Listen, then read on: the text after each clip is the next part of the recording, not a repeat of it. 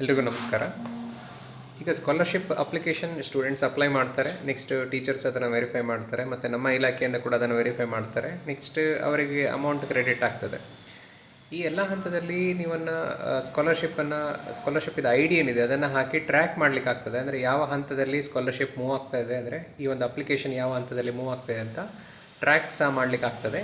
ಹಾಗೆ ಇಂದಿನ ವರ್ಷ ಯಾರಾದರೂ ಅಪ್ಲೈ ಮಾಡಿದ್ದಾರೆ ಅಂದರೆ ಯೂಶಲಿ ಕಂಪ್ಲೇಂಟ್ ಏನು ಅಂತ ಹೇಳಿದರೆ ಸ್ಕಾಲರ್ಶಿಪ್ ನಮಗೆ ಬಂದಿಲ್ಲ ಅಂತೇಳಿ ತುಂಬ ಪೇರೆಂಟ್ಸ್ ಹೇಳ್ಬೋದು ಅಥವಾ ಮಕ್ಕಳು ಸಹ ಹೇಳ್ಬೋದು.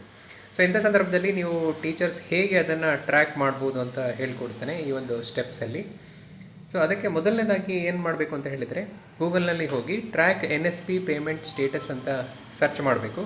ಸರ್ಚ್ ಮಾಡಿದಾಗ ಅಲ್ಲಿ ಟ್ರ್ಯಾಕ್ NSP ಪೇಮೆಂಟ್ಸ್ ಅಂತ ಇರ್ತದೆ, ಅದರ ಮೇಲೆ ಕ್ಲಿಕ್ ಮಾಡಿ.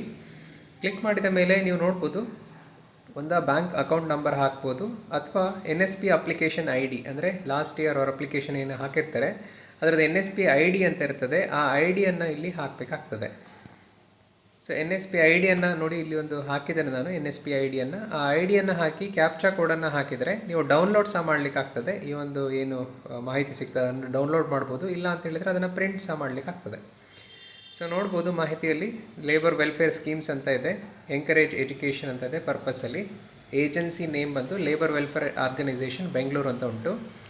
ಅವರ ಬ್ಯಾಂಕ್ ನಂಬರ್ ಇರ್ತದೆ, ಯಾರು ಮಕ್ಕಳು ಅಪ್ಲೈ ಮಾಡಿರ್ತಾರೆ ಅವರ ಬ್ಯಾಂಕ್ ನಂಬರ್ ಇರ್ತದೆ, ಮತ್ತು ಟ್ರಾನ್ಸಾಕ್ಷನ್ ID ಇರ್ತದೆ ಕ್ರೆಡಿಟ್ ಆಗಿರೋದಕ್ಕೆ. ಮತ್ತು ಲಾಸ್ಟಲ್ಲಿ ಮಾಹಿತಿ ಬಂದು ಎಷ್ಟು ಅಮೌಂಟ್ ಕ್ರೆಡಿಟ್ ಆಗಿದೆ ಅಂತ ಇರ್ತದೆ. ನೋಡ್ಬೋದು ನೀವು 6,000 ಅಮೌಂಟ್ ಕ್ರೆಡಿಟ್ ಆಗಿದೆ. ಅಂದರೆ UG ಡಿಪ್ಲೊಮೊ ಕೋರ್ಸಿನವರಿಗೆ ಅಥವಾ ITA ಪಾಲಿಟೆಕ್ನಿಕ್ನವರಿಗೆ 6,000 ಅಮೌಂಟ್ ಸಿಗ್ತದೆ. ನೋಡ್ಬೋದು ನೀವು 6,000 ಅಮೌಂಟ್ ಕ್ರೆಡಿಟ್ ಆಗಿದೆ ಅವರ ಅಕೌಂಟಿಗೆ. ಪೇಮೆಂಟ್ ಸಕ್ಸಸ್ ಅಂತ ಬರ್ತಾ ಉಂಟು, ಮತ್ತು ಕ್ರೆಡಿಟ್ ಆಗಿರುವ ದಿನಾಂಕ ಕೂಡ ಉಂಟು, ಬ್ಯಾಂಕ್ ಟ್ರಾನ್ಸಾಕ್ಷನ್ ಆಗಿರುವ ಡೇಟ್ ಕೂಡ ಇದರಲ್ಲಿ ಎಂಟ್ರಿ ಇರ್ತದೆ. ಸೊ ಈ ಮೂಲಕ ನೀವು ಇದನ್ನು ಪ್ರಿಂಟ್ ತೆಗೆದು ನಿಮ್ಮ ಮಕ್ಕಳಿಗೆ ಸಹ ಕೊಡ್ಬೋದು. ಅಂದರೆ ನಿಮಗೆ ಸ್ಕಾಲರ್ಶಿಪ್ ಬಂದಿದೆ, ನೀವು ಬ್ಯಾಂಕ್ ಅಕೌಂಟಲ್ಲಿ ಚೆಕ್ ಮಾಡ್ಕೊಳ್ಳಿ ಅಂತ ಹೇಳಿ. ಮತ್ತು ಈ ಮಾಹಿತಿಯನ್ನು ನೀವು ನಿಮ್ಮ ಸ್ಕೂಲ್ ರೆಕಾರ್ಡ್ ಪರ್ಪಸ್ಸಿಗೆ ಸಹ ಇಟ್ಕೊಳ್ಬೋದು.